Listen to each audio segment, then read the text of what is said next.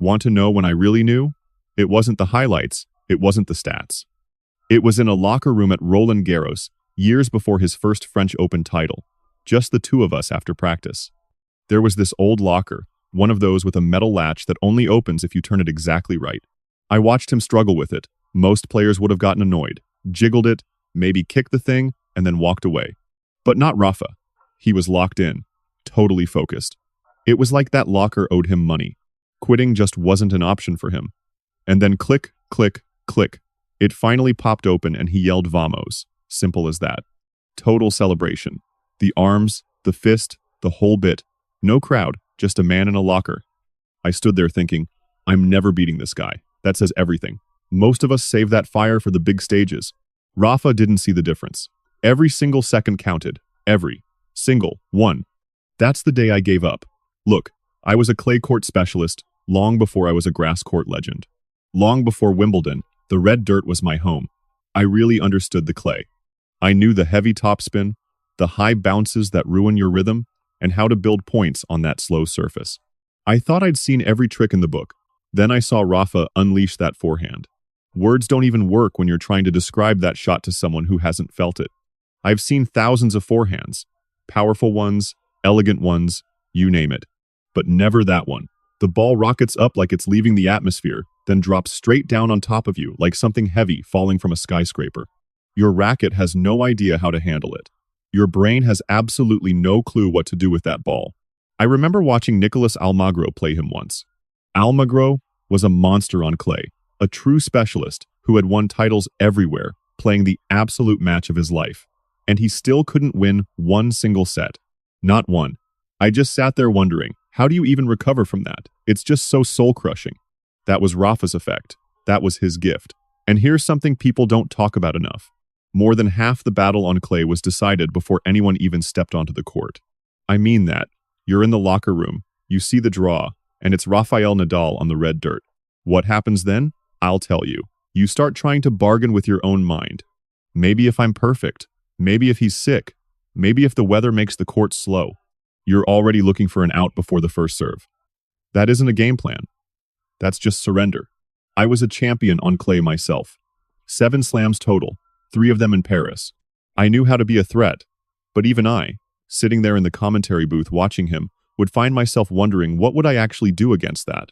And honestly, I don't think I have an answer for you. The wild thing about Rafa is he never gave you a target. Most great players have one weakness, one tiny little crack in the armor. With him, you would spend the whole match looking for that one opening. But you'd never find it. By the time you realized it wasn't there, the match was over. I categorized the big 3 like this. Roger was the most loved. Novak was the most successful. But Rafa was the most feared. That isn't a dig at the others. It's the best compliment I can pay. Fear is a different beast. Fear means when you see his name in your half of the bracket on clay, something breaks inside. It's not just nerves, it's deeper. I coached Novak for 3 years. I sat there across from the world #1 every single match and helped him prepare for every opponent imaginable. But preparing for Rafa on clay was different. With anyone else, we talked about where the openings were. With Rafa, the first thing we talked about was survival. That says it all. Roland Garros was the one I missed. I could never win that slam, and I was great on clay. Don't let anyone tell you different. But with Rafa, it was another world. He didn't just win that title. He dominated it in a way that has no equal in any sport I can think of. You stepped on that court knowing you were helpless. That is a terrifying feeling. Truly terrifying. Records are meant to be broken. I always knew that. When I retired, 14 Grand Slams seemed like they would stand forever. Then Roger arrived, then Rafa, then Novak. And honestly, that's exactly how the game should work. Every generation moves the needle further. That is the goal. But what hit me about Rafa was something different. It was not the stats. Numbers are just data. What really got me was how he moved through the fire. No whining, no antics. He would return from injuries that ended other legends, step on the court, and play like his life depended on it. I was the kind of guy who played in silence. I did not need the fans or the hype. I just wanted to win and get out. Because of that, I saw a side of Rafa that the rest of the world probably missed. That calm inside the chaos, the refusal to hand over an inch, no flinching, no sign of exhaustion, and never giving them a reason to hope. The main difference? He wore his fire on the outside, I locked mine away. Rafa unleashed his on every single rally. Every point played like a championship point. I respected that more than I can even explain right now. I learned tennis on the dirt. In Sweden, that is where it all starts. You learn the slide and the patience. Clay demands discipline before anything else. So, I thought I knew exactly what that surface required of a pro athlete. Then I saw Rafa and had to rethink everything. On the red dirt, most guys are just trying to survive. They play defense, they wait, and they pray for a mistake. That has always been the clay court way. That is how Bjorn played. That is how Mats played. That was the philosophy I was taught from day one. Even if my style went elsewhere. See, Rafa did not just survive on that surface. He went on the hunt.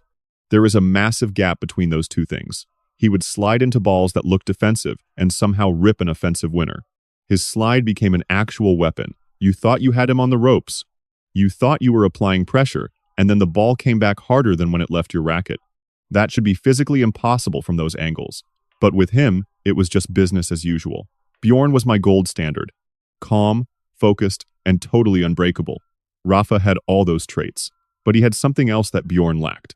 He had a quiet, burning fury. That made him a different animal. I played him in that 2005 final. I was 35 years old. He was 19. And honestly, I was still playing some of the best tennis of my life. I had taken down the world's best that summer. I was still a threat at the highest levels. I stepped onto that court thinking I could win. But I ran into something I simply was not prepared for.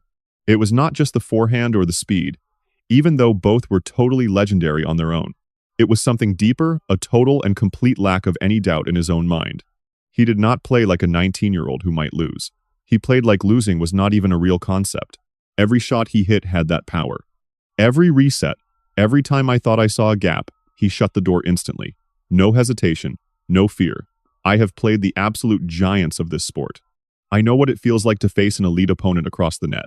But Rafa was on a different level. Roger and Rafa took tennis further than Pete and I ever dreamed. I am not bitter about it. It is just the truth. And the truth can be quite humbling. People ask me, John, if you faced Rafa in your prime, how would you do? I am honest about it. On grass, I like my odds. I would have loved that battle. On hard courts, it gets interesting. It could go either way. But on clay? Facing a peak Rafa on clay would be my absolute worst nightmare. That was my favorite surface growing up. I am not saying that to be dramatic. Here is the thing. In 2008, he went to Wimbledon, the fastest grass in the world where Roger had not lost in 5 years. And he broke that streak. He did it in what many call the greatest match in history. Think about the math. If he could take down the greatest grass court champion on his own lawn, on his very best surface, what exactly were you supposed to do on the clay? There was no plan for that. You went out there, you fought like a dog, and most of the time you still got crushed on that clay. God help you.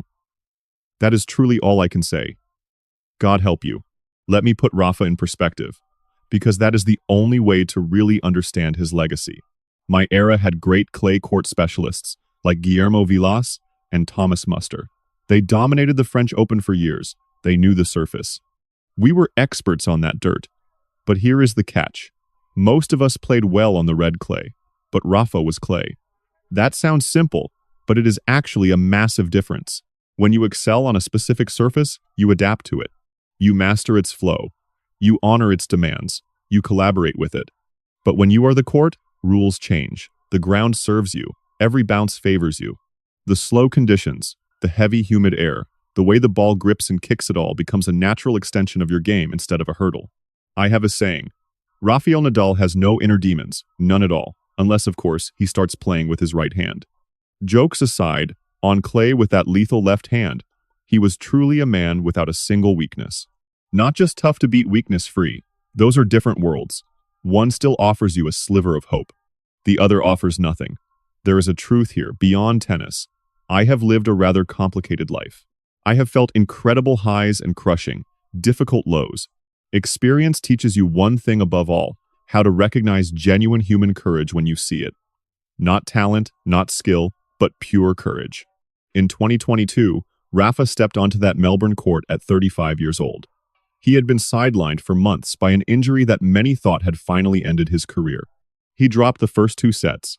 He was facing Daniil, the best player in the world at that peak moment, playing the greatest tennis of his life, yet Rafa roared back and took the title. That isn't just a tennis match, it is a profound human story. Carlos Alcaraz has extraordinary talent, more natural gifts than almost anyone. But honestly, the heart Rafa possessed, no other athlete in history has ever matched that fire. Not in tennis, nor any other sport imaginable. Carlos is truly fantastic. Novak and Roger are absolute legends. But Rafa operated on an entirely different level of pure competitiveness. If you spotted his name in your bracket, at any tournament, on any surface, well, good luck, my friend. You were definitely going to need it. I have pondered this deeply. My era transformed tennis. Andre and I drove each other to heights neither could reach alone. Together, we raised the gold standard. I believe that when I retired, and I still do. But Andre once made a point that I think is spot on. He noted that Roger and Rafa pushed this game even further than the two of us ever managed. They simply had more tactical options on the court than we did. When Andre Agassi tells you that, you listen, because he never gives praise easily. What Rafa achieved was redefining what we thought was possible on clay. It wasn't just about winning there. It was about dominating for 2 decades against every generation, despite injuries that would have forced most players to retire twice over. He took his first Roland Garros title at 19. He captured his last at 35. Consider that span of time. Just think about everything that transpired in between. New rivals rose, the game evolved, and his body paid a heavy price, but he kept returning. He always showed up. That is the point I keep coming back to, through injuries, losses, and years of being written off. He gave everything, every single time he stepped out. In professional sports, that is the rarest quality of all. Rarer than talent or technique showing up fully without any reservation.